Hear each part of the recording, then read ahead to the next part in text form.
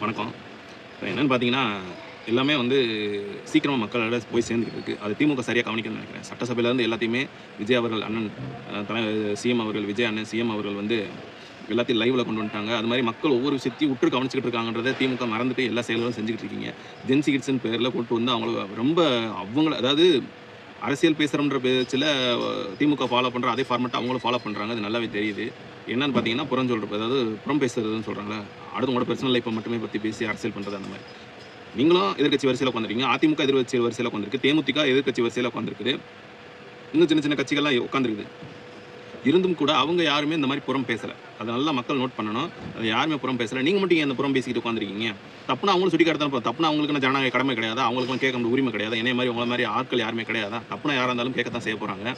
நீங்க பண்ற அரசியல் மிக தவறான அரசியல். மக்கள் எல்லாத்தையும் முன்ன கூட திராவிட கழகம் இருந்தப்ப யாரும் எதையும் பார்க்கவே இல்ல.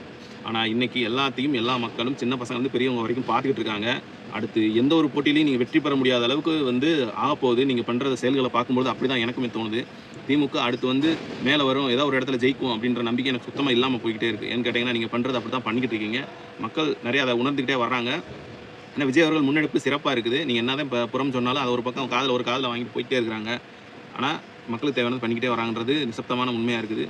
பார்ப்போம் எதிர்காலத்தில எப்படி இருக்குன்னு. ஆனா, எனக்கு தெரிஞ்சு திராவிட கழகம் மீண்டும் வருவதற்கு ரொம்ப வாய்ப்பு கம்மியா இருக்கு. Thank you.